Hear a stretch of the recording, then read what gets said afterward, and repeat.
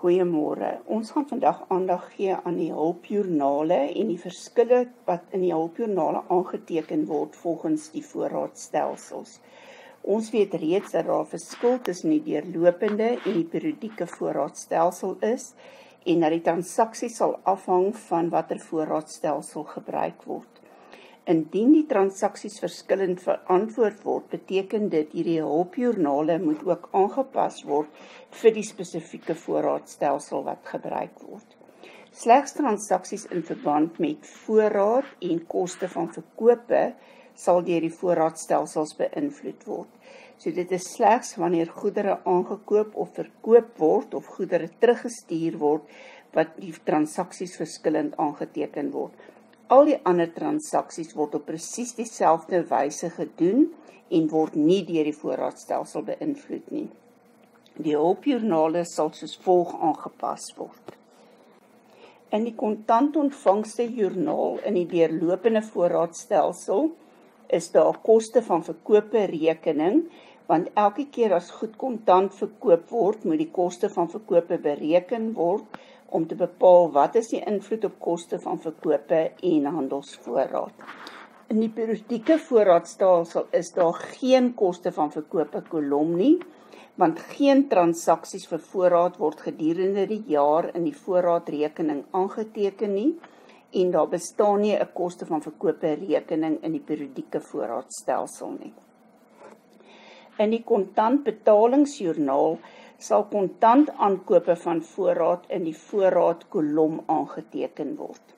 Wanneer die periodieke voorraadstelsel gebruik word, word kontant aankope in die aankope kolom aangeteken. Die verskil tussen die twee is, by deurlopend word dit in die voorraadkolom aangeteken wat 'n bate is. In die periodieke voorraadstelsel word dit in die aankope kolom aangeteken wat 'n uitgawe is. Debiteure joernaal. Wanneer goedere verkoop word, is daar 'n koste van verkope kolom in die deurlopende voorraadstelsel, want elke keer as goed verkoop word, moet bepaal word wat die invloed op koste van verkope en voorraad sal wees. In die periodieke voorraadstelsel is daar geen koste van verkope kolom nie, aangesien daar geen koste van verkope rekening gebruik word in die periodieke voorraadstelsel nie, en hulle gebruik nie die handelsvoorraadrekening gedurende die jaar nie. In die krediteure joernaal sal kredietaankope in die voorraadkolom aangeteken word om aan te toon dat voorraad vermeerder het. In die periodieke voorraadstelsel word 'n voorraadrekening nie gebruik nie, so dit word in die aankope kolom aangeteken wat aandui dat die uitgawe vir aankope vermeerder het. Debiteure afslagjoernaal is daar 'n koste van verkope kolom, want wanneer die goedere teruggestuur word, moet die invloed op koste van verkope en voorraad aangeteken word.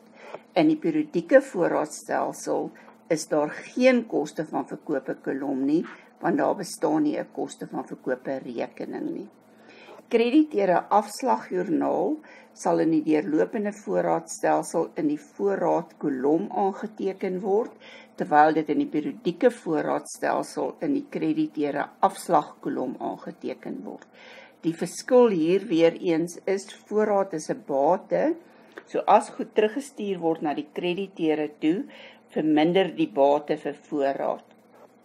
Aankope is 'n uitgawe, so as goedere teruggestuur word, verminder die uitgawe vir aankope en teken ons dit in die krediteure afslagkolom aan, sodat dit oorgeboek kan word na die krediteure afslagrekening, wat eintlik die vermindering van jou aankope rekening is.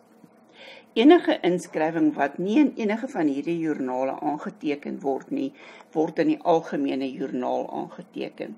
So enige transaksies wat voorraad vermeerder of voorraad verminder, sal in die voorraadrekening aangeteken word.